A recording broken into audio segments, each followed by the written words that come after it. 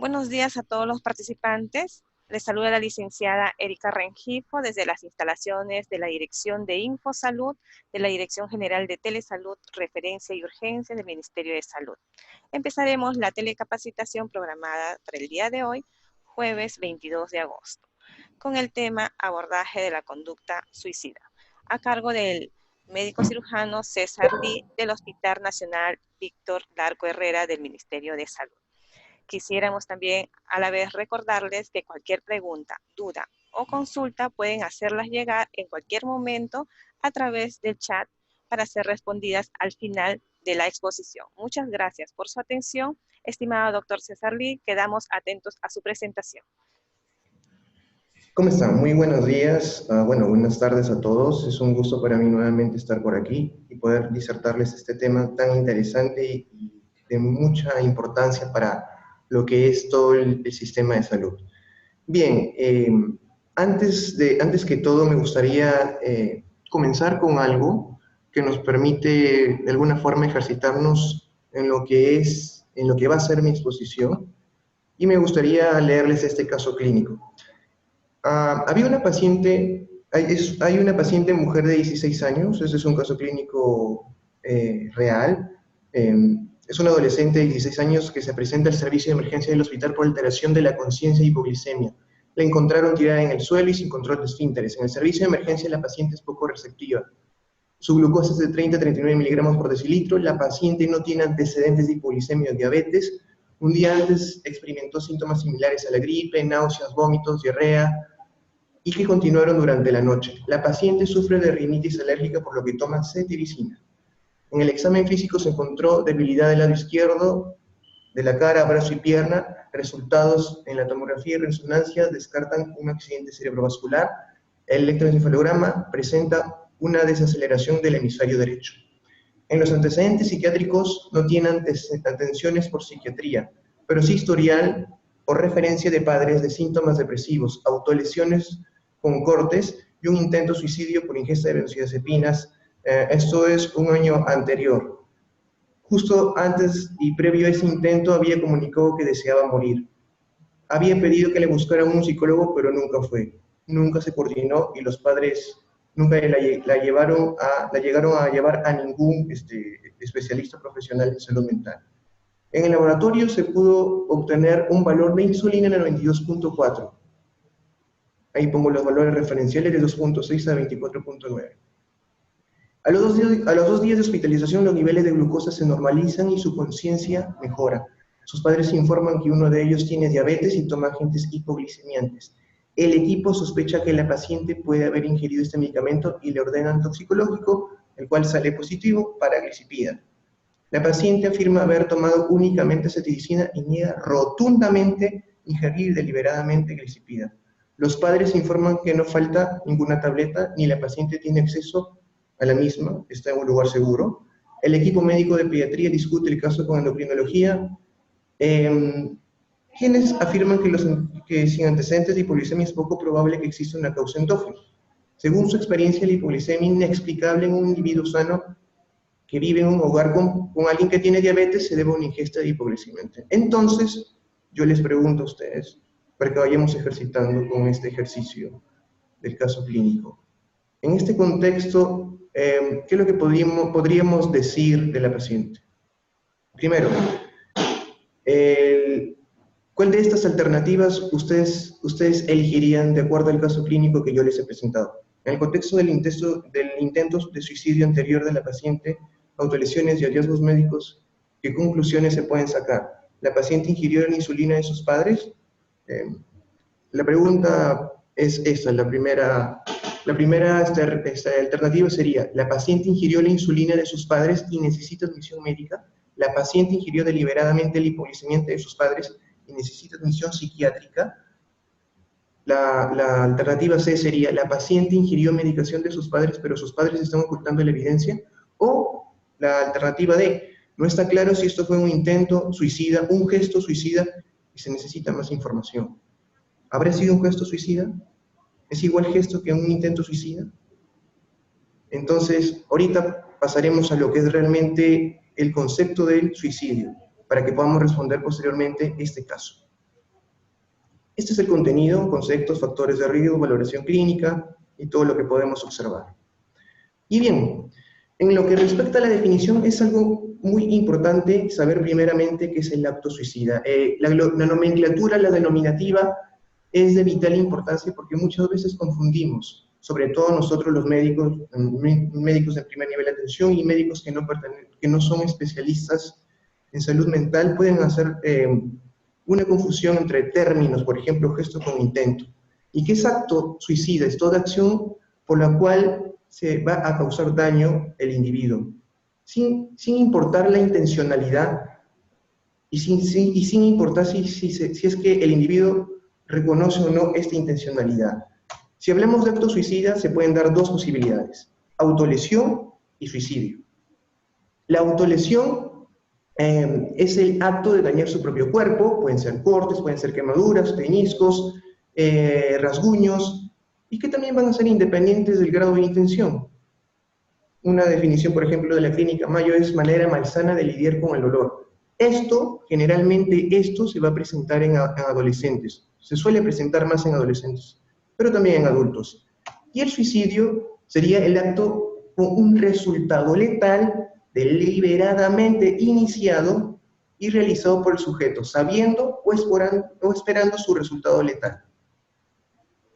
Por ahí tenemos lo que es la autolesión sin intención suicida, que es una propuesta que está manejando la Asociación Psiquiátrica Americana. Recuerden el DSM-5, que digamos es la guía de referencia para nosotros, en lo que son criterios diagnósticos, pero también hay una propuesta para el DSM-5 en la revisión próximamente a salir, que es el trastorno de comportamiento suicida. Bueno, lo menciono como la importancia que se le está dando a este tema. Por ejemplo, ahí están, esa es la propuesta que se está dando para lo que es trastorno de comportamiento suicida. Lo dejo solo como una referencia. Pero bien, analicemos un poco lo que es el concepto de suicidio. Para que haya suicidio es importante, obviamente, que haya ocurrido la muerte. En segunda instancia, que sea obra del propio sujeto. Tercero, puede ser una acción pasiva, dejarse morir, por ejemplo, estar dentro de un auto y dejarlo encendido y pues que el humo del combustible quemado pues finalmente lo mate, o dejarse morir en un incendio, o activa por realizar una acción que condiciona la muerte. Y finalmente, la intención de causar la muerte, y aquí es algo muy importante. ¿Ven todas estas características? Aquí la característica quizás más importante es ver la intención que tiene el individuo para causar la muerte, porque la intencionalidad a veces es un poco difícil de precisar, y ahí están justamente las características psicopatológicas que tendríamos que profundizar. Hay, por ejemplo, algunos autores que nos hablan justamente de cuáles serían algunas referencias para saber que hay intención, cuál es el grado de intencionalidad suicida y por qué habría esa intencionalidad suicida. Pero antes esto, hay que entender que muchas veces los pacientes no necesariamente, y eso es verdad, desean realmente morir. Muchos pacientes no buscan la muerte como un fin. De hecho, la muerte viene a ser un medio para alcanzar otro propósito, que es finalizar un sufrimiento. Penas amorosas, penas económicas, en fin, una serie de cosas, pero su propósito no es en sí la muerte, ¿no? Bueno, esa es una discusión un tanto más de repente hasta filosófica, pero sí, por ejemplo, aquí en el hospital nos llegan este tipo de pacientes. Y entonces, por ejemplo, este autor, Moller, en el año 97, nos da algunas precisiones para poder entender bien lo que son características que nos dirían que hay una intencionalidad suicida, que es la característica más importante para decir que es o no es un suicidio. Por ejemplo, intención de emprender la acción. El individuo tiene la intención, sí o sí, de realizar esta acción. Tiene la intención de provocarse daño. Tiene la intención de morir debido a esa acción. sabe que va a morir por esa acción y comprende las consecuencias de realizar este acto. El deseo es consciente de abandonar o escapar de la vida como lo conocemos. Si es que tenemos estas características o se dan estos requerimientos, es muy probable de que realmente la intencionalidad sea tal. Y de aquí, por supuesto, ¿por qué tanto preciso este punto? Porque muchas veces nos van a venir pacientes con algunas características peculiares. Por ejemplo, hay pacientes que se pueden tomar solamente una sola pastilla. Por ejemplo, puede ser un raticida. Vamos a hablar no de pastillas, sino de otras sustancias. Un raticida, un niño, un adolescente de 10 años, un sobre, y básicamente se puede morir.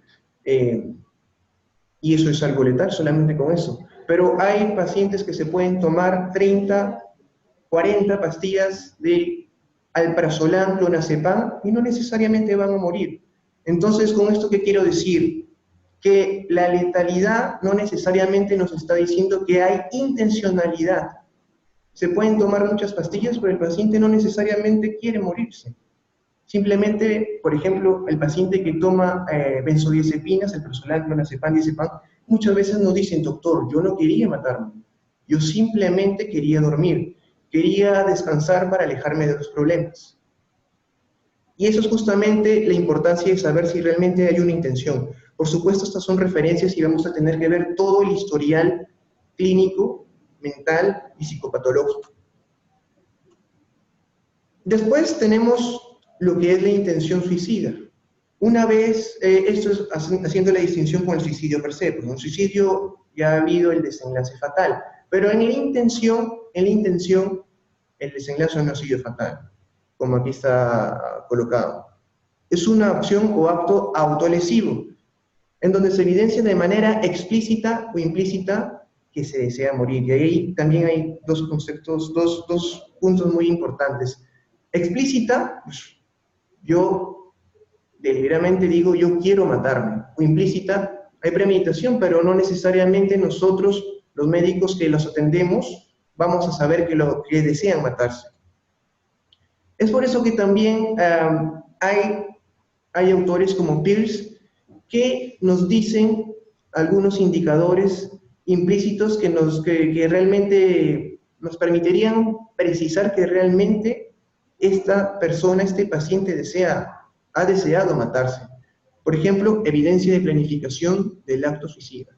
Es decir, le preguntamos a los familiares y ellos nos dicen que días previos les habían dado una carta, o había escrito un correo, había puesto en el Facebook que se estaba despidiendo de sus amigos, de sus familiares. Hay evidencia de premeditación, también relacionada con lo que he comentado. El individuo que ha intentado matarse lo ha realizado cuando los familiares no se encuentran en casa, por ejemplo. Ha comunicado por una carta, por las redes sociales, tomó precauciones para no ser interrumpido, esperó que nadie esté en casa, realizó arreglos previos. De repente es un padre que estaba adolido. Pongamos el ejemplo de un padre que tiene un dolor crónico.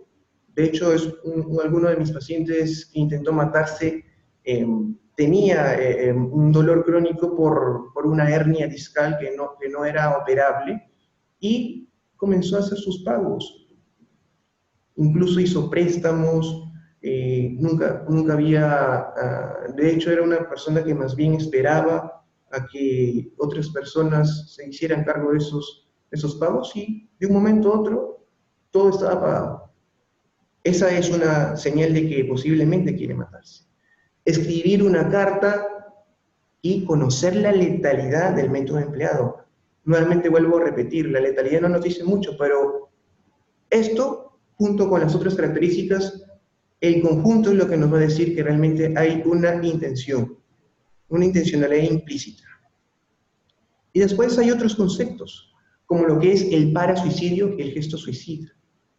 El gesto suicida, que es un término que suele utilizarse mucho en lo que es los hospitales generales. Bueno, Por ejemplo, yo cuando era interno en hospitales como el 2 de Mayo, muchas veces se acostumbraba a poner gesto suicida. Y no necesariamente era un gesto suicida, era un verdadero intento suicida. Porque cuando nosotros hablamos de gesto para suicidio, tratamos o solemos de minimizar lo que se ha producido, ¿no? La forma tradicional de decir que es gesto suicida básicamente es decir que es una persona, que es un individuo que ha hecho tal acción de matarse para simplemente llamar la atención. Un ademán comunicativo para llamar la atención. Por el enamorado, por el padre, por X motivos. Y no se le da la importancia que amerita. Y es eso justamente, el gesto suicidio vendría a ser, por ejemplo, tiene dos formas de poder calificarse. Intentos son ademanes comunicativos de intención o de disposición a realizar un acto suicida, ¿sí? Es una acción que tenía la intención de autolesionarse. No tenía la intención de autolesionarse, simplemente llamar la atención. Y tenemos en paralelo lo que es el parasuicidio, que son actos deliberados con desenlace no fatal realizados sin intervención de otras personas, cuyo objetivo es obtener cambios en su propia situación vital a través de las consecuencias físicas esperadas. Es importante entender que estos términos actualmente ya no se están utilizando porque justamente minimizan el accionar que ha presentado el individuo. En términos prácticos realmente vienen a ser la misma cosa, pero lo pongo como referencia para poder entender y comprender que no es simplemente el hecho de poner gesto suicida y bueno, que se encargue el psiquiatra, sino que hay que prestarle atención porque en realidad no necesariamente era un gesto suicida, realmente era un intento, podría haber sido un intento suicida. Y un intento suicida, por supuesto, tiene peores repercusiones. Un intento suicida condiciona a que, aunque aumente, se multiplique casi exponencialmente la posibilidad de un suicidio per se. Y si hablamos de clasificación, la clasificación que más se está utilizando en los últimos tiempos es justamente la de Silberman. Porque en esta clasificación se involucra lo que es la comunicación suicida. Si hablamos de todo el proceso suicida, está la ideación que puede ser planificada, esta planificación que puede culminar en un desenlace fatal, que es el suicidio, o un desenlace no fatal, que es el intento suicida. Pero si a esto le agregamos otras situaciones que antes se llamaban gestos, como por ejemplo amenazas, decirle al adolescente que le dice al papá, a la mamá, que desea morir de forma verbal o que deje una carta, esas circunstancias también son importantes tomarlas en cuenta. Hasta hace una década de repente se desestimaba, y es por eso que esta clasificación también toma en cuenta estos puntos. Ahí está, por ejemplo, comunicación suicida sin intencionalidad suicida. Bueno, el paciente puede decir, papá, me quiero matar. Y sí, de repente puede ser simplemente una llamada, una forma de llamar la atención. Pero ojo, eso no quiere decir que esto no se pueda convertir realmente posteriormente en un intento suicida. Comunicación suicida con grado indeterminado de intencionalidad. El adolescente dice que se quiere matar, pero está en la disyuntiva. ¿Lo hago o no lo hago? ¿Lo hago o no lo hago? Y con algún grado de intencionalidad ya está estructurándose mejor, y está considerando cómo hacerlo, comienza a buscar páginas en la web, que ahorita la verdad que eso es preocupante, formas de cómo morir, y así, una serie de posibilidades que son de todas formas importantes de considerar para poder comenzar a realizar medidas preventivas. Entonces, repasando, tenemos una persona que tiene ideación, puede tener dos posibilidades. Una, que es una ideación pasiva, la vida no vale nada, me gustaría dejar de existir, pero simplemente dice eso. no quiero existir. Eso se le llama una ideación pasiva. Pasivamente me entregaría a la muerte, pero no hay otra característica que pueda comentarse ahí. Después está la ideación activa. El paciente ya dice, me quiero morir, no estoy contenta con mi vida, por ejemplo, una dama. Pero esto puede pasar hacia dos posibilidades. Dentro de lo que la ideación suicida, olvidé comentarlo, pues bueno, la ideación puede ser ambigua, una ideación pasiva, o puede ser una ideación ya concreta, me quiero matar. Pero antes que ello puede haber esto, lo que es un gesto suicida. Por ejemplo, el adolescente, la persona que espera a su mamá con un vaso de agua y un raticida. O el adolescente que agarra un cuchillo y se lo pone en el pecho o se lo pone en la garganta. Pero no lo hace, pero amenaza a su padre que lo va a realizar. O como podemos ver aquí en la figura, ¿no? Alguien que se pone en el filo de un edificio alto y que jura que se va a matar. O alguien, o el paciente, la persona que menciona a sus padres que se va a tirar por la ventana y hace el ademán de querer tirarse.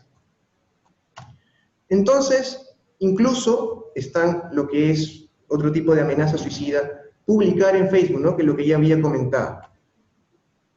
Finalmente, esto puede llegar a lo que es la planificación. Ya ideó, ya estructuró, ha hecho el ademán y comienza algo más estructurado y ha planificado, que es la planificación suicida. Todo esto es la comunicación suicida y finalmente esto puede terminar en lo que es, pues, el intento suicida. Esto también es un resumen de lo que había comentado. La ideación puede ser ambigua, que es pasiva, puede ser concreta, que es activa. Todo el espectro de la conducta suicida. La comunicación suicida se dividiría en planificación, cuando la idea ya está estructurada, ya se ha planificado y se sabe cómo se va a matar. O puede simplemente ser una amenaza verbal o con una acción, un accionar, agarrar un cuchillo y ponérselo en el pecho y no necesariamente realizarlo. Y esto va a terminar en suicidio con resultado fatal o intento suicida sin resultado fatal. Después, aquí es importante mencionar algunas cosas interesantes. Se sabe que dentro de lo que son factores de riesgo son factores que van a condicionar juntos y no solos, no por sí solos, la posibilidad de que se produzca una conducta suicida, entendiendo por conducta suicida todo el espectro, ¿no? Ideación, intento, planificación. Y como vemos ahí, principalmente, si lo ponemos en términos generales, son 5 posibilidades. El trastorno mental, el ambiente en donde desenvuelve el individuo, la biología, la genética, la personalidad. Este círculo rojo vendría a ser el conglomerado de todo. Si hablamos de los trastornos mentales, se sabe que hasta el 95% de los pacientes adultos que tienen un intento suicida tienen un trastorno mental de base. Generalmente son trastornos afectivos. Y si hablamos de adolescentes, hasta el 75% de los adolescentes también tienen un trastorno mental de base y también son trastornos del ánimo. En cuanto a las condiciones biológicas, tiene que ver sobre todo con lo que son tener precedentes de familiares que han también intentado matarse o se han suicidado. De hecho, tener un precedente o haber presenciado el suicidio de un familiar por sí solo puede ser condicionante de un intento suicida, sin necesariamente presentar un trastorno mental.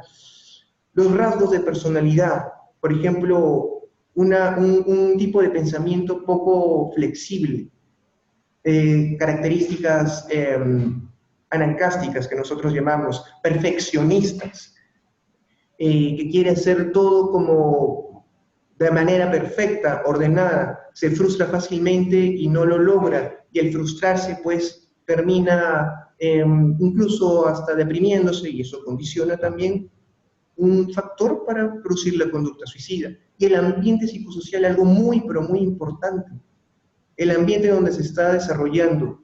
No es lo mismo un adolescente que ha presentado ideas suicidas, pero con una familia que lo apoya, que lo respalda y que le dice, hijo, vámonos, te voy a llevar a un especialista, a un adolescente con una familia que por el contrario desestima, le dice, esas son tonterías, tienes que poner de tu parte, vamos, tú puedes, y ahí se queda. Entonces el conglomerado de todos estos factores van a aumentar progresivamente la posibilidad de un intento suicida, de un suicidio per se. De repente aquí también mencionar los trastornos mentales, ¿no? En lo que respecta a todo el campo médico, quizás cuando hablamos de suicidio, lo primero que se nos viene a la mente es depresión. Sí, efectivamente, depresión es uno de los condicionantes que podrían traer consigo la aparición de conducta suicida, pero no es lo único. Porque dentro del espectro de trastornos mentales no solamente está la depresión, también está el trastorno bipolar, están los trastornos de ansiedad como el trastorno de pánico, la fobia social, etcétera, que también pueden condicionar. De hecho, hay estudios que nos dicen, hay un estudio que se realizó en el año 2015, que es liderado por Knott, que es un estudioso del suicidio, que dice que la depresión en países desarrollados es principalmente un predictor de ideas suicidas, más no de un intento o un suicidio per se. Pero sí lo sería en países subdesarrollados, como por ejemplo nosotros, pero en presencia de comorbilidades, como por ejemplo depresión más alcoholismo, depresión más un trastorno de ansiedad. Entonces, como vemos, no necesariamente el tener depresión va a condicionar, pero el tener depresión ya predispone a que haya, por ejemplo, ideación suicida. Y la ideación suicida de por sí también es un predictor de un intento y de un suicidio per se. Si vamos a la valoración clínica, ya entrando a lo que es en sí el abordaje, hay que tener en cuenta las características que presenta el paciente. Los síntomas del estado de ánimo. Vamos a explorar, bueno, lo que es una evaluación mental, ¿no? Pero para lo que es medicina en general, médicos no especialistas en psiquiatría, por ejemplo, serían ver cómo está su estado anímico, ver cómo está su actitud, ver cómo está el contacto visual, está, por ejemplo, cabizbajo, no presta atención, está ensimismado, está poco comunicativo, su discurso es bastante parco, su discurso es monosilábico o indiferente, o más bien es hostil, dice no me molestes, no me fastidies, que generalmente eso se puede ver en los adolescentes, hay irritabilidad y algunos signos, ¿no? Podemos evaluarlo y de repente vemos que en los brazos tiene autolesiones, tiene marcas, tiene queloides, o los padres también nos lo comentan, ver si hay conducta suicida pasada, ver si tiene un antecedente, un historial psiquiátrico. Hay que ser muy enfático en eso, ¿no? Sobre todo en los médicos del primer nivel de atención. Si hay una historia familiar psiquiátrica, hay primos, hermanos, padres que han presentado conducta suicida, y no necesariamente intento. Es posible que el papá, la mamá, simplemente hayan pensado en matarse. Eso ya es un precedente. Estresores psicosociales actuales, ha terminado con el enamorado, incluso estresores psicosociales se puede considerar el casarse.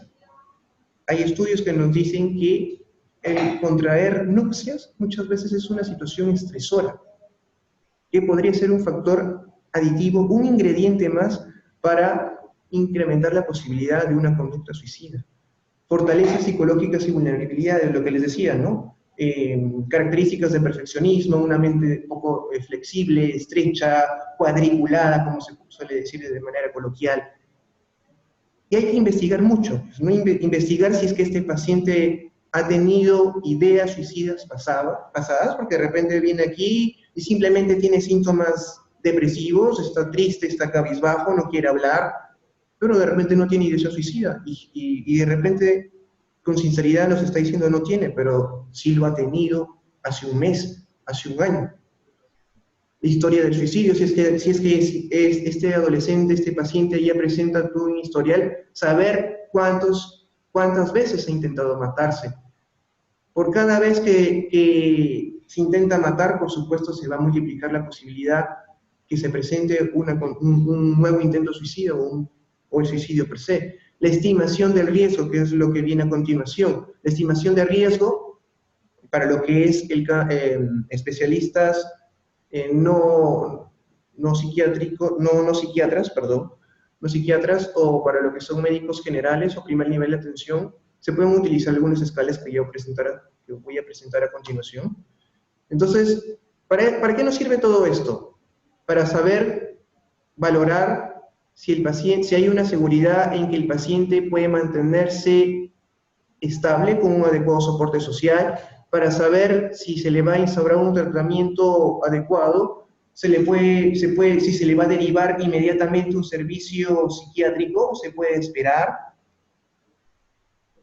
para identificar los factores que pueden en conjunto condicionar una mayor posibilidad. No es lo mismo tener un factor de riesgo, por ejemplo, síntomas depresivos, que tener varios factores de riesgo como síntomas depresivos, alcoholismo, vivir solo, haber perdido el trabajo, que la enamorada te haya dejado o que no te hagan caso. Entonces, son varias cosas que en conjunto incrementan la posibilidad. Pues el que tiene 4 o 5 factores de riesgo, no lo voy a dejar ir, ¿no? El que de repente solamente viene con síntomas depresivos, ideas suicidas, pero tenemos y vemos en él la actitud, tanto en lo que es, por ejemplo, su facie, en lo que es su comunicación, que tiene ganas de salir adelante, pues podemos dar la posibilidad a que sea manejado de manera ambulatoria y de repente podemos esperar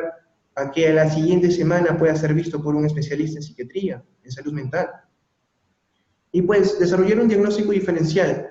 En términos generales, por supuesto, ¿no? Porque para los médicos que no son psiquiatras, pues no se está pidiendo pues, que haga una distinción entre lo que es una depresión unipolar o bipolar, o diferenciarlo esto de síntomas negativos de una esquizofrenia. A grandes rasgos, es un síndrome depresivo, es un síndrome ansioso, es un síndrome psicótico, que bueno, que como médicos generales tenemos conocimientos, ¿no? Y el tratamiento, ahí vamos a tener que hacer la distinción, porque el paciente nos va a llegar bajo 2 posibilidades, ¿no? Un paciente que viene con ideas suicidas, que pueden o no pueden estar estructuradas, o un paciente que ya ha cometido un intento suicida. Por supuesto, en el último caso, tendremos que valorar si es un intento suicida que se ha dado hace unos minutos, hace unas horas, por lo cual vamos a derivarlo pues a un hospital general. O bueno, si por ejemplo fue un intento suicida por ejemplo, benzodiazepinas, y ya pasaron 3, 4 días, pues lo derivaremos a un hospital psiquiátrico, ¿no? Hay que hacer esa distinción, de acuerdo a las características que se presentan en cada paciente. Y de aquí, algo muy interesante, por ejemplo, esta serie que salió en Netflix, que se llama, la traducción en español, 13 razones por qué, trajo consigo una serie de características en los adolescentes de Estados Unidos, pero no solo de Estados Unidos, sino también a nivel mundial. Se vio que hubo un pequeño pico en lo que son los intentos de suicidio, dado a que esta serie trata justamente de una chica que se desea matarse. Pero a propósito de eso, si hay 13 razones para matarse,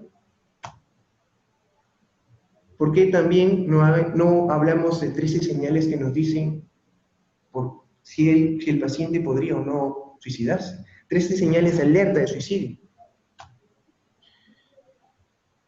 Pero, agregado a esto, también pongo aquí una lámina en lo que es este juego de la ballena azul.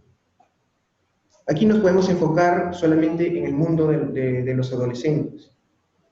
Los adolescentes son bastante influenciables por las situaciones, por las modas, por las circunstancias, que no necesariamente son situaciones que los van a ayudar. Por ejemplo, esto es la ballena azul, me imagino que algunos colegas recordarán que hubo un momento en el cual eso estuvo de moda, ¿no? En que todos los adolescentes tenían que realizarse esta ballena a manera de autolesiones, y pues para los que estaban acostumbrados a eso, pues era una buena forma, ¿no? Porque estaba de moda. Y ahí lo interesante, porque las autolesiones muchas veces, me ha pasado en la práctica clínica, muchas veces los padres mencionan, no, pero es adolescente, es normal que tenga esos cambios del ánimo, es normal que esté triste, es normal que se aísle, es normal que esté irritable. Sí, ciertamente, hasta cierto punto podemos decir que esas revoluciones emocionales pueden estar presentes, pero cuando estos síntomas ansiosos, de irritabilidad, tristeza, se mantienen en el tiempo y ya comienzan a producir un mal funcionamiento, una mal performance, por ejemplo, escolar, pues ya tenemos que echarle ojo, ¿no? Y ya tenemos que considerar la posibilidad de llevarlo a un especialista. Entonces, ¿cuáles son esas 13 señales? Ya se pueden ver ahí. Uno, lo primerito de todo, que es uno de los principales predictores de un suicidio, es el intento de suicidio previo. A más intentos de suicidio previos, es mucho más probable que esta persona se suicide. Alteraciones del estado de ánimo, ansiedad, agitación, el paciente, el adolescente, explota, es explosivo, tira las cosas, de irritabilidad que les había mencionado, pero, aquí algo interesante, hay una irritabilidad sin justificación, hay una tristeza sin justificación, porque si bien es cierto en los adolescentes de repente eso es más común que en los adultos, no es común pues que estas emociones aparezcan de la nada. Ustedes, yo, todos en el día a día vamos cambiando dependiendo de las circunstancias. De repente me dejó el carro y me puedo poner un poco ansioso. De repente a ustedes se le cayó la billetera, comienzan a angustiarse. Bueno, son situaciones del día a día, ¿no? Pero eso no quiere decir que tengamos un trastorno de ansiedad, eso no quiere decir que tengamos una depresión. Pero si es que estas emociones aparecieran sin ninguna justificación, y es otra cosa. Empezar a hablar de suicidio, comunica a sus padres, habla con sus hermanos, cambios en los cuidados higiénicos, abuso de alcohol y de otras drogas, situaciones de autolesión, aislamiento de los familiares. Sí, hasta cierto punto muchos padres, cuando hablamos también de adolescentes, dicen, no, pero es común que se aíslen o que no quiera hablar. Bueno, no, es diferente a que se aísle y tenga una pobre comunicación, a diferente a que se aísle y deje de comer, deje de ir a la escuela, deje de salir de la casa, son cosas completamente diferentes, ¿no? Que se aísle de los amigos, que tenga actitudes violentas, que tenga comentarios con contenidos de desesperanza, la vida no vale la pena, eso no sirve, ¿para qué voy a estudiar? ¿Para qué voy a salir a la calle? O buscar información sobre métodos de suicidio. Bueno, eso de repente podemos verificarlo cuando revisamos el historial. Bueno, es un poco difícil, pero si tuviéramos esa accesibilidad, sería un criterio para tomar en cuenta. Conflictos en relación a la identidad sexual, porque justamente hay muchos adolescentes, no solo adolescentes, también adultos que tienen estas dificultades, ¿no? No se definen que tienen atracción por el mismo sexo o atracción por ambos sexos, y pues esto genera un disconfort interno, que también puede ser una llamada de atención y un predictor para suicidio.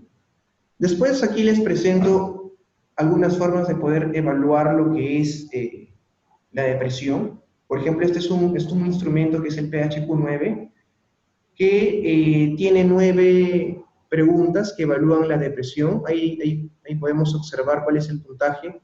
Lo que nos dice este instrumento es que con una valoración de 10, mayor o igual a 10, ya debería el paciente comenzar un tratamiento dado a que tiene una alta sensibilidad y especificidad. La sensibilidad y especificidad de este instrumento, la sensibilidad es alrededor del 70% y la especificidad alrededor del 80%, entendiendo por sensibilidad que es un buen screening, pero no solamente sino que no es un screening, sino que también es bastante compatible con el diagnóstico clínico que le podría dar un psiquiatra. Es decir, que si el paciente tiene un alto puntaje, por ejemplo de 15, 25, cuando el psiquiatra lo evalúa, es muy probable que tenga realmente depresión. Recordando que esto es un instrumento de autorreporte, es decir, se lo damos al paciente y el paciente solito lo resuelve. Y bueno, esto sería una buena herramienta para saber si el paciente tiene o no depresión, hablando solo de depresión. Por ejemplo, aquí tenemos un estudio, un estudio chileno que utiliza el PHQ-9 en el diagnóstico de depresión. Es un estudio de validación, pero aquí ¿qué podemos encontrar? Por ejemplo, se comparó el PHQ-9, que es uno de los instrumentos, el instrumento que les estoy comentando, contra el test de Hamilton, que es otro instrumento que también suele utilizarse en lo que es salud mental para evaluar la depresión. Y vemos que la correlación es 0.75, lo que nos dice que hay una gran correlación, es decir, al utilizar una u otra escala es indiferente. ¿Y por qué le pongo esto? Porque el Hamilton de repente es uno de los que está más promovido a nivel mundial, y el PHQ-9 un poco menos, pero lo interesante es que el PHQ-9 tiene menos ítems y nos va a permitir tener una mejor, nos va a facilitar, mejor dicho, la evaluación del paciente. Y después aquí algo interesante, este es otro estudio que se realizó en Estados Unidos, en pacientes de la seguridad social de allá, en donde se encontró algo interesante. Ahí el estudio nos dice, la ideación suicida medida por el PHQ-9 predice el suicidio en pacientes ambulatorios. Eso es lo que nos dice. Y aquí ¿qué se encontró? Lo voy a leer.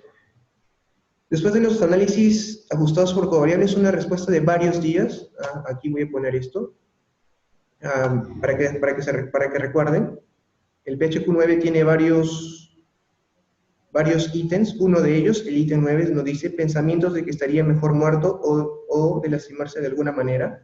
Y este ítem tiene varias posibilidades de respuesta, ningún día, varios días, más de la mitad de los días. Aquí lo vemos con mejor precisión. En este estudio, ¿qué se encontró? Se encontró que cuando el paciente, el paciente era valorado con este test y veíamos específicamente esta conducta que tenía un valor de 2 o 3, mientras más valor tuviese esta respuesta, era muy probable que el paciente tuviera una conducta suicida. Dentro de los meses posteriores a esta evaluación, en realidad esto se hizo después de 3 meses. Entonces, ¿cuál es la conclusión de este estudio? De que podemos utilizar este instrumento y fijarnos en esta pregunta, y si el paciente nos da un valor de 2 o 3, considerar la posibilidad de que el paciente está pensando en, no solamente pensando, sino que puede llegar a producirse un intento o un suicidio.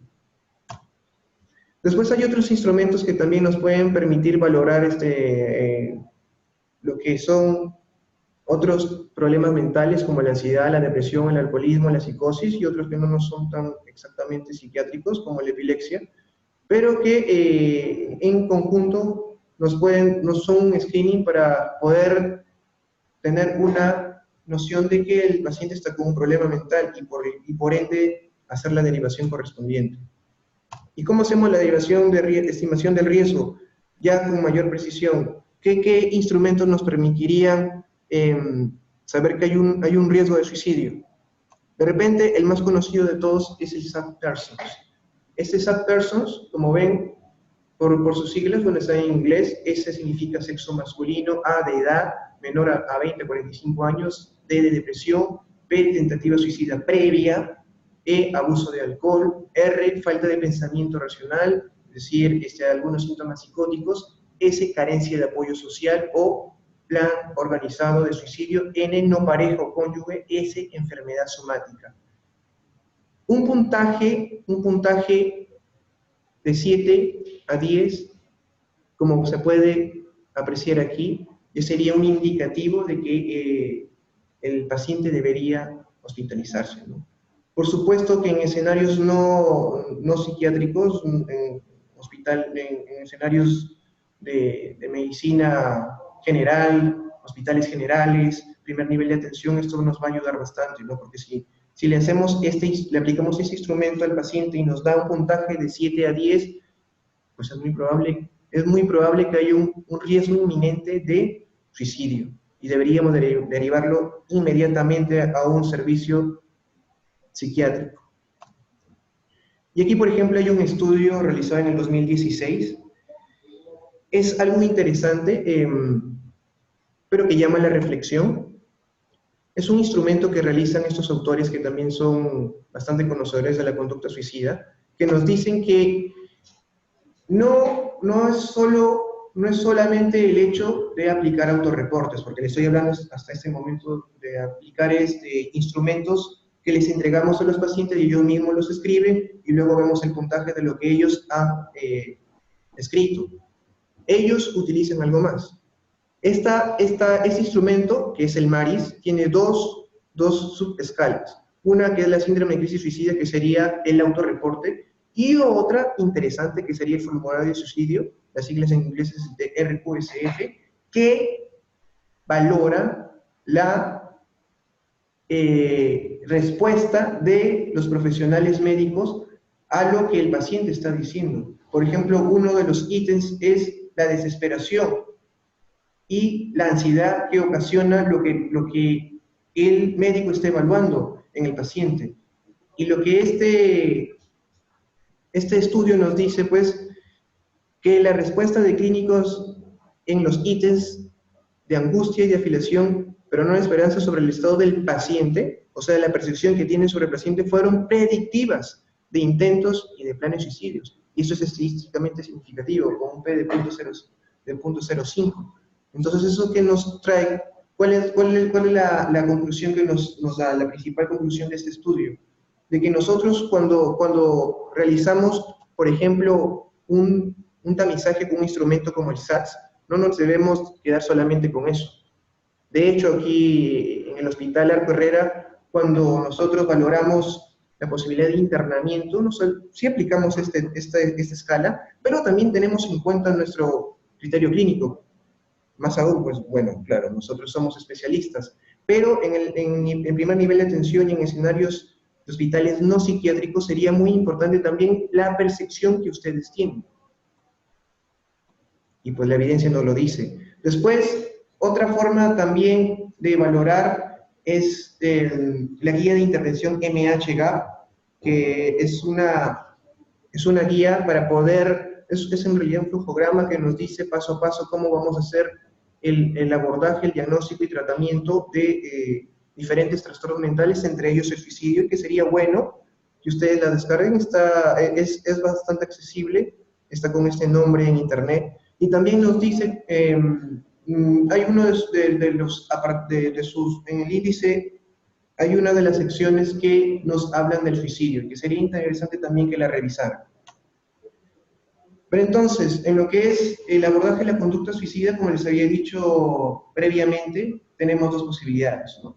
El paciente que viene por ideación suicida y el paciente que ya ha venido con un intento suicida. En lo que es la ideación suicida, hay que valorar qué hacer y qué no hacer. Bueno, ahí se puede leer, pero me voy a concentrar principalmente en lo que es qué no hacer. Que nos venga un paciente que nos diga que ha pensado o que está pensando en matarse e ignorar esa situación. Mostrarse consternado o avergonzarlo o hacerle un juicio, decirle, ¿cómo es posible que estés pensando esto? O de repente podemos involucrar nuestras creencias religiosas, decirle, pero Dios te ha dicho que no debes de matarte, eso es un pecado mortal. Esas cosas no deberíamos decirlas nunca. Decir que todo estará bien. El decir que todo estará bien para el paciente es algo fatal. Es decirle que a pesar de lo que está él sufriendo, debería todavía continuar adelante, y el paciente está sufriendo. Retar a la persona a seguir adelante.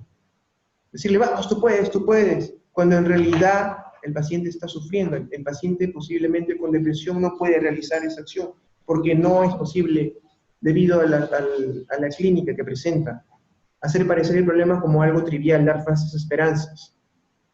Jurar, guardar secreto, dejar a la persona sola, no prestarle atención, no se está comunicando, está tratando de abrirse. Recuerden que esto es algo muy, muy sutil. No podemos inmediatamente esperar que nos digan y nos converse todo lo que está sintiendo.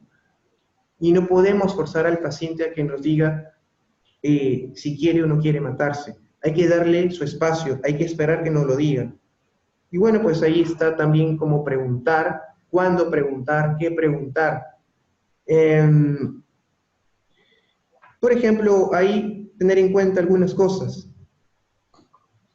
Lo que yo les estaba comentando, que debemos de establecer una empatía con el paciente, ¿no? Cuando preguntar. Cuando el paciente ya ha sentido esa confianza, podemos arriesgarnos a hacer estas preguntas. ¿Qué preguntar? Por ejemplo, ¿alguna vez se realizó planes para acabar con su vida? ¿Tiene alguna idea de cómo lo haría? Para indagar sobre el posible método, ¿tiene pastillas? Indagar sobre esas cosas, que a veces son por sentido común, pero no los tomamos en cuenta. Y en lo que es la planificación suicida, cuando la ideación ya se ha estructurado, ver la posibilidad de que cuando se le ha dado tratamiento farmacológico, porque muchas veces en el primer nivel de atención ya se suelen dar antidepresivos que no tengan letalidad, ¿no? Si vamos a dar un antidepresivo, de preferencia hay que dar un IRS, ¿no? Un inhibidor selectivo de la recaptación de serotonina, como fluoxetina, como sertralina, y no otro antidepresivo como la amitriptilina, que es un tricíclico y que es fatal en sobredosis, ¿no? Por ejemplo. Y el riesgo, esto es un gráfico que nos habla del bajo, mediano o alto riesgo según los criterios de la OMS. Ustedes también los pueden encontrar en internet. Y cómo deberíamos de actuar, ¿no? Aquí me voy a concentrar en lo que es el alto riesgo. La persona tiene un plan definido, que nos dice la OMS, medios para llevarlo a cabo y planea hacerlo de manera inminente. ¿Cuál es el accionar? Permanecer con la persona, nunca dejarla sola, hablar tranquilamente con esa persona, alejarlo de los medios que puedan propiciar el suicidio, hacer un contrato de no suicidio. Esas son algunas técnicas que pueden ustedes conversarlo de repente con el psicólogo de su centro o su establecimiento de salud, poner en marcha la derivación inmediata a un establecimiento psiquiátrico. Y después, bueno, vamos a tener algunas consideraciones para derivarlos o no derivarlo. ¿Cuándo derivarlo? Cuando, por ejemplo, hay presencia de enfermedad mental grave, ya diagnosticada como una depresión muy, muy grave, un trastorno bipolar, una esquizofrenia, conducta suicida que ha sucedido hace poco, plan suicida elaborado, expresión de intencionalidad, y como ven, una serie de características. En cuanto al paciente con intención suicida, principalmente esas cosas. El paciente con el que ha intentado matarse y ya ha venido con condiciones físicas, haya venido con una situación, puede tener una repercusión en su estado físico, puede haber tomado muchas benzodiazepinas y se encuentra somnoliento, puede haberse autolesionado y dañado con un cuchillo y pues probablemente requiere una atención, una sutura, y hay que derivarlo a un establecimiento no psiquiátrico. Hay que ver la capacidad mental que tiene el paciente, el grado de conciencia, la presencia del trastorno mental también, el estado de ánimo, está irritable, está ansioso, está triste, la situación y el soporte psicosocial, es el soporte familiar que está inmerso en ello. Y de ahí también hay otras cosas más. Por ejemplo, hay un estudio que se realizó en primer nivel de atención en el año 2003 que nos dice que una de las cosas, la mejor forma de prevenir el suicidio sería la capacitación y el reconocimiento e identificación temprana de los trastornos mentales. Hay que capacitarnos, hay que capacitar, bueno, de hecho se está haciendo a través de la guía MHGAT, por eso es que la coloco aquí, a todos los profesionales del primer nivel de atención, para que puedan reconocer los trastornos mentales más importantes, que por supuesto son predictores de una conducta suicida. Y aquí también se da algunas características de cuándo derivar y a dónde. Por ejemplo, a un hospital general, si la necesidad de tratamiento de médico es inminente, hay intoxicación voluntaria con disminución de la conciencia. Un servicio de salud mental, hay alta letalidad del plan, pero pues, la condición física permite que vaya a un hospital psiquiátrico o un servicio de salud mental, presencia de enfermedad mental grave, conducta autolítica grave, repetidas tentativas, 1, 2, 3, 5 intentos de suicidio. Pero también puede haber una derivación preferente, que significa que podemos darle espacio, incluso hasta una semana para hacer la derivación. Expresión de intención de control de los impulsos, el paciente nos dice que sí desea continuar con su vida, que está consciente de lo que ha hecho, asume la culpa. Eso no quiere decir que no lo hagamos sentir culpables, por el contrario, aceptación del tratamiento que se le está instaurando, y no hay tantos factores de riesgo, hay un gran soporte familiar. En conclusión, esas son todas las conclusiones que podríamos considerar. El conocimiento de la terminología de suicidio es importante para poder hablar un mismo idioma, y poder precisar las características clínicas que presenta el paciente. La conducta suicida es multifactorial, hay que recordarlo. Los trastornos mentales constituyen el principal elemento de intervención, como lo decía ese estudio. La principal medida preventiva también, por ejemplo, en atención primaria, es justamente la identificación de un trastorno mental, explorar los pensamientos suicidas. En todo paciente que nos venga, no necesariamente el que nos exprese, puede venirnos un paciente por un dolor de cabeza, por un dolor de estómago. ¿Por qué no le preguntamos? ¿Por qué no lo hacemos? Sí podemos hacerlo. Hay que indagar, incluso en pacientes que vienen constantemente por dolores. Muchas veces la depresión se expresa de esa forma, con manifestaciones somáticas, permanentes dolores de cabeza, permanentes dolores en el cuerpo, y así, una serie de cosas y consideraciones que tenemos que tener en cuenta. Bien, entonces, yo quisiera finalizar esto, ya para culminar. ¿Qué ustedes opinan sobre el caso clínico que les presenté inicialmente? Jenny, ¿me ayudas ahí? Sí.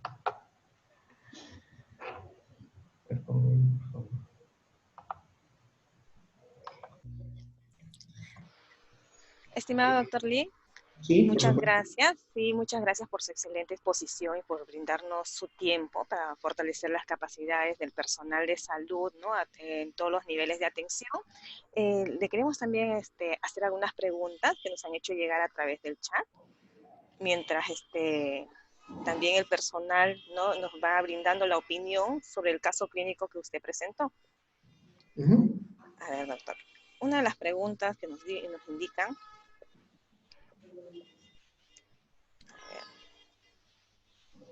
su opinión acerca de los adolescentes o niños que cuando los padres le llaman la atención o le quitan el celular y no ha mostrado síntomas depresivos. ¿Cómo se puede abordar estos casos? Ahí es importante utilizar dos términos. Esas son algunas técnicas psicoterapéuticas, y dos términos voy a agregar ahí. Uno, lo que es la validación. Validación significa tratar de entender y comprender el estado emocional de la persona, del adolescente, y no necesariamente su conducta. Podemos validar su estado emocional porque posiblemente está condicionado por un estado emocional de disconfort. Como le digo, el adolescente es una revolución de emociones, pero también utilizar una actitud asertiva. Podemos tener tres formas de actuar. Una forma de actuar pasiva, no decir nada, dejar que el adolescente haga lo que quiere. Tenemos una forma de actuar agresiva, decirle, oye, ¿tú por qué estás haciendo eso? Estás acá rato con el celular, eres un muchacho de miércoles, por ejemplo. Pero tenemos un punto medio, que es la conducta asertiva. Ni pasiva, ni agresiva, sino más bien un punto medio, y decirle, hijo, por favor, estás constantemente con el celular, estás constantemente ahí, estás descuidando tus estudios, estás descuidando tus obligaciones, te lo pido, por favor, deja de hacerlo. Es completamente diferente a decirle, trae para aquí el celular. Es completamente a decirle, ya una y otra vez estoy diciendo, una y otra vez estoy diciendo, eso sería invalidarlo, completamente opuesto a lo que les estoy comentando, a validarlo. Decirle, y si queremos unir las dos, lo validaríamos diciendo, probablemente te sientes un poco irritable, probablemente te sientes un poco molesto por alguna situación, valido tu estado emocional, pero te pido por favor que también comprendas que esto te puede hacer daño. Eso sería una medida correcta de poder abordar esa situación. Otra de las preguntas, doctor, que nos hacen llegar es ¿algún modelo terapéutico para este tipo de pacientes? Sí, por supuesto. Actualmente tenemos diferentes formas de abordaje, pero eso va a depender principalmente del diagnóstico el diagnóstico de base que se ha diagnosticado, ¿no? Eso cuando ya se ha hecho la derivación a un psiquiatra. Por ejemplo, lo que es la terapia cognitivo-conductual, si se trata de una depresión, si se trata de un trastorno de ansiedad, pero ahora que está muy prevalente y frecuente es el trastorno límite de la personalidad que justamente cursa con conductas autolesivas y ya también se está presentando en adolescentes entre los 16, 15, 16, 17 años se están presentando estas conductas. Ahí un abordaje psicoterapéutico sería la terapia dialéctica conductual, que es más específica y precisa para este problema, por ejemplo, ¿no? Pero por supuesto que si no hay de por sí un diagnóstico mental, pues medidas como las que les estoy comentando, tendrían que consultarlo con el psicólogo que está en el centro más cercano y pues considerar otras medidas psicoterapéuticas, ¿no? Como la asertividad, como lo que es la validación y cosas semejantes. Doctor, otra de las preguntas es, ¿en todos los actos e intentos suicidas son por depresión? Ahí justamente es lo que les comentaba, ¿no? Tenemos ese sesgo, no solamente las personas que no son médicos, sino también los mismos médicos, en que decimos que todo acto suicida está condicionado por una depresión. Como les comentaba, no siempre es así, porque el paciente puede tener un trastorno bipolar, puede tener un trastorno de pánico, una fobia social o cualquier otro trastorno y también puede presentar una conducta suicida. O incluso puede tener solo síntomas depresivos y puede tener un trastorno de pánico. Síntomas depresivos, simplemente está triste, pero lo que más resalta en él es que le vienen esos ataques en que comienza a latirle rápido el corazón, en que tiene sudoración, que se desespera, en que está angustiado. Entonces, como les expresé, la depresión no es sinónimo de suicidio. No obstante, es importante en todo paciente que tiene síntomas depresivos o que ya ha sido diagnosticado de depresión, considerar la posibilidad de una conducta suicida. Otra de las preguntas, doctores, ¿hay alguna indicación actual de la terapia electroconvulsiva ante los síntomas e ideas persistentes de suicidio? La terapia electroconvulsiva se utiliza, si hablamos de los principales trastornos y de repente los que son más comunes identificar en primer nivel de atención, podríamos hablar de lo que es el trastorno depresivo, pero con características melancólicas, que sería una indicación de terapia electroconvulsiva, pero no es algo común que se suele utilizar. En realidad es una de las últimas líneas de abordaje en el tratamiento. Primero vamos a utilizar las medidas farmacológicas en paralelo con las medidas psicoterapéuticas, como por ejemplo la terapia cognitivo-conductual, y generalmente hay una respuesta a ello. Y siempre hay que tener en cuenta que no solamente también es eso, ¿no? También es el soporte que los familiares puedan darle al paciente. Porque podemos tener el fármaco, podemos tener la psicoterapia, pero si el padre le sigue criticando, le sigue insultando, lo sigue invalidando, pues posiblemente nada va a cambiar. Doctor, aquí tenemos otra pregunta donde nos indica un niño o adolescente de conducta inapropiada, incontrolable o cambiante por falta de amor de padre, ¿puede tener riesgos de suicidio? Claro, por supuesto, ahí, como les comenté, hay que hacer una exploración. hay que conversar con él y considerar, bueno, me dijo, disculpe, ¿qué edad tenía?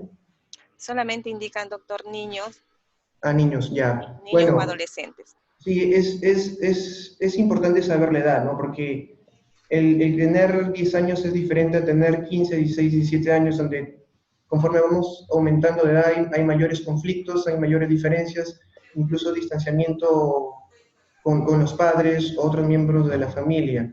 ¿Qué es lo que tenemos que hacer? Es evaluar si esas características clínicas forman parte, por ejemplo, de un problema depresivo, de un trastorno depresivo, o forman parte de un trastorno de ansiedad, y utilizar, por ejemplo, esos instrumentos que les he presentado, como el PHQ-9 o el SQR, para definir si hay posiblemente un problema mental, ¿no? Y si el puntaje sale alto, pues derivarlo en la medida de lo posible y considerando pues el riesgo de suicidio a un especialista en salud mental. Sí, doctor. Eh, Tenemos también otra de las preguntas, es sobre el tema de la conducta suicida en relación a cuándo se presenta, si la conciencia plena de los que hacen por ingesta de alcohol o algún sedante. No le comprendí bien la pregunta. ¿Conciencia plena? Sí, nos indican acá la conducta suicida en relación a cuando se presenta estando inconsciente cuando se toma el alcohol o sedantes. Ya.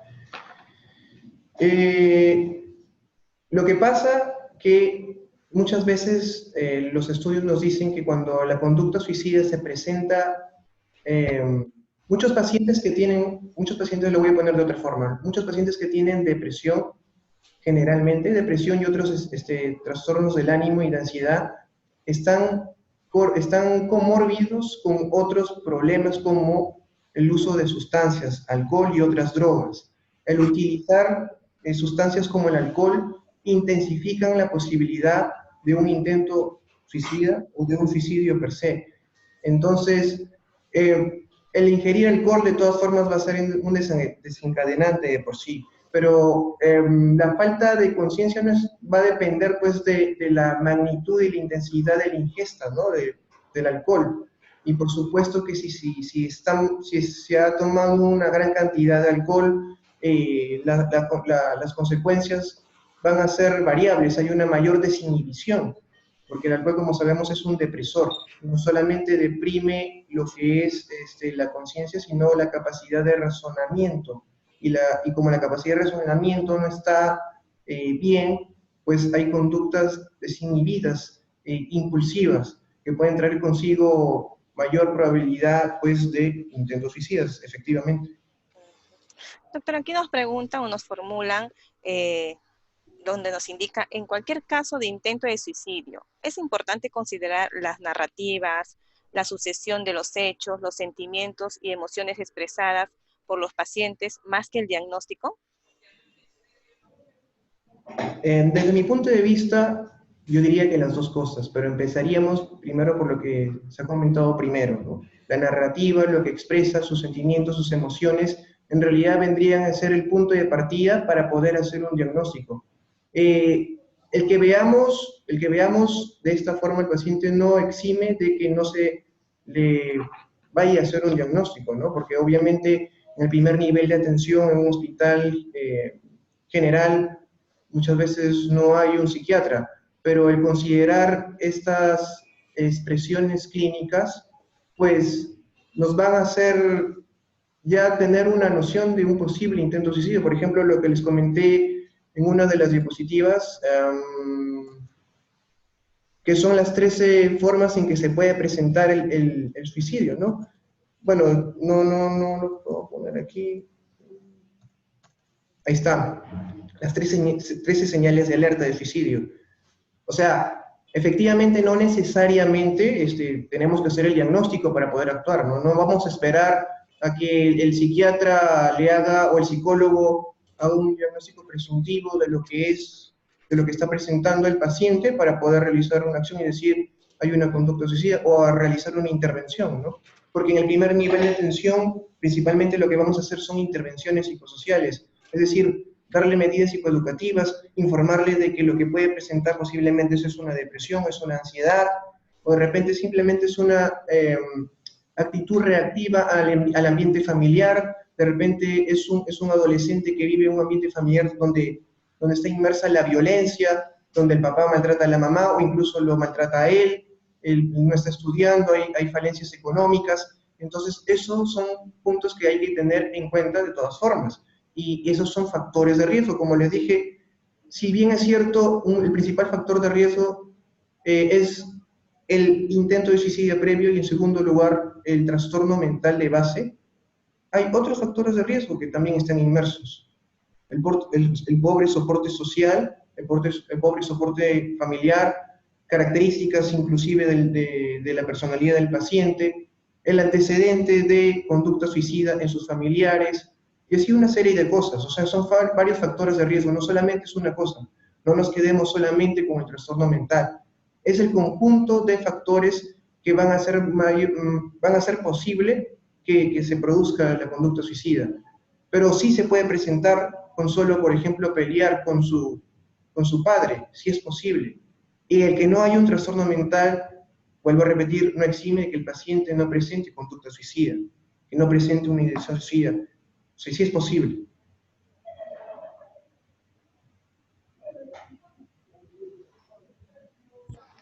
Doctor Lee, nos hacen otra pregunta donde nos dicen, ¿existirá alguna relación entre adicciones a celulares o juegos en línea con el suicidio en jóvenes de 18 años? Sí, es un punto muy interesante en lo que es, en términos americanos es el gambling, y otro similar es el juego patológico. Ambos producen alteraciones en lo que es el cerebro, eh, produciendo mayor desinhibición o menor control en lo que son los impulsos. Desregulan, en pocas palabras, las emociones de los pacientes y producen condicionamientos que propician pues hábitos de este tipo. El paciente, la persona se acostumbra a lo que son acciones gratificantes inmediatas. Y como se acostumbra a eso, cuando no lo obtiene, se va a frustrar rápidamente. Entonces, se desespera rápidamente por las cosas. Estos circuitos tienen una base neurobiológica, ¿no? Esa sería la neurobiología, pues, de algunos trastornos mentales, como lo que es la adicción a celulares, como lo es la adicción a los videojuegos. Esto predispone más a una conducta suicida. Sería otro trastorno mental que propiciaría y sería un predictor de una conducta suicida.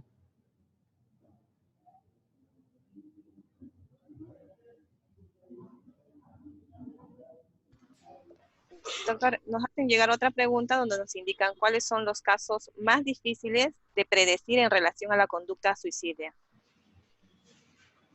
Lo que pasa es que aquí no se trata de ver cuál caso es peor o cuál caso es menor, porque justamente si lo vemos de esa forma estamos subestimando situaciones. Como les dije, por ejemplo, podemos pensar solamente en la letalidad, ¿no? Un paciente, una persona que ingiere 3 o 4 paracetamol puede matarse y solamente ingerido 4. Y podemos decir, bueno, pero son sido 4, ¿no? Y claro, el que no es médico va a decir, pero solamente han sido 4. Y obviamente que el paciente no necesariamente va a saber que 4 paracetamol puede matarlo, pero se muere. En cambio, puede haber otro adolescente que utiliza 20, 30 pastillas de benzodiazepinas como clonazepam, y no se termina muriendo. O sea, no significa que la letalidad nos diga que hay mayor o menor intención suicida. No significa que nosotros valoremos 1 o 2 diagnósticos o 3. No significa que comparemos un factor de riesgo con otro factor de riesgo. El tener ya un factor de riesgo, por mínimo que sea, por ejemplo, la simple disarmonía familiar puede ser un factor predictor de suicidio. Eso es lo que quisiera que nos quedáramos con esa idea. Es el conjunto de cosas, pero también las cosas por sí solas pueden predisponer. De repente no a un intento suicidio, pero es una ideación suicida. Y la ideación suicida es un predictor, a su vez, de lo que puede ser un intento y un suicidio per se. Sí, doctor. En todo caso, también una de las últimas preguntas nos dice, ¿cuáles serían las indicaciones o conductas más apropiadas para poder educar a la familia en el entorno de pacientes con ideación o intento suicida? Cuando tenemos pacientes, las medidas que nosotros podemos tomar van a estar en relación al diagnóstico que se ha hecho al paciente. Si es que el paciente ha sido diagnosticado con una depresión, por ejemplo, hay que enfatizar la buena adherencia al tratamiento. Hay que educarnos, hay que tener una buena psicoeducación con el paciente, decirle de que este problema tiene una base biológica, no es simplemente porque se le da la gana al paciente tenerlo, que tiene repercusiones ya estudiadas, que tiene toda una base científica que se pone en contraparte a esa estigmatización que suele tenerse en escenarios no médicos, ¿no? Entonces, todas esas cosas nos van a servir para poder propiciar una recuperación más inmediata de lo que es la conducta suicida. La psicoeducación, la adherencia al tratamiento y pues también el soporte que se le va a dar al paciente. Y obviamente que el padre tiene que tener el conocimiento del mismo y nosotros como amigos mucho más, ¿no? Sí, doctor. Ya viendo ya casi por culminar, una de las últimas preguntas nos dice el adolescente que llega al centro, que tiene cortes en el brazo, en el pecho. Estamos hablando ya de un intento suicida y en ello genera ya una depresión moderada. Como les comenté, muchas cosas pueden aparentar muchas cosas, pero el que se haya cortado y venga sangrando en los brazos, en el abdomen, en las piernas y en el tórax, no necesariamente quiere decir que la persona se quiere matar. De hecho, como les presenté ahí, hay autolesiones sin intención suicida. No es en sí conducta suicida, no es en sí un intento suicida, no sería un intento suicida. Habría que ver la intencionalidad. Como les presenté en una de las diapositivas, la intencionalidad tiene una serie de características. Hay una serie de características que nos permitirían definir que en realidad la persona tiene la intención de matarse. Pero el hecho de que venga con eso sería realmente un trabajo preciso del médico para explorar y para hacer la distinción. Pero independientemente de eso, ya es una señal, como pueden apreciar ahí en la diapositiva. Las autolesiones son también un factor predictor de un futuro intento o suicidio per se. Y por supuesto, podría estar condicionado una depresión. Pero eso ya no creo que debamos profundizar en ese punto porque eso sería más una distinción más exquisita para un especialista en psiquiatría, ¿no? Hacer un diagnóstico diferencial en si se trata de un trastorno límite de la personalidad, si se trata de un trastorno de conducta, si se trata de uso de sustancias. Eso quizás no es lo más importante, sino lo importante es saber de que esa expresión clínica y signos ya nos están diciendo que es un potencial adolescente que puede ir al intento o al suicidio. Sí, doctor. Estimado doctor Lee, muchísimas gracias, ¿no? Por su excelente eh, participación, ¿no? Con nosotros. Estamos en todo caso ya finalizando la telecapacitación, no sin antes invitar a todos los participantes a las próximas telecapacitaciones, ¿no? Esto también lo podemos ver dentro de nuestro canal de YouTube en Telesalud Minsa. Muchas gracias a todos los participantes por su atención y nos vamos a ver en la siguiente telecapacitación. Hasta pronto, doctor. Muchísimas gracias. Bueno.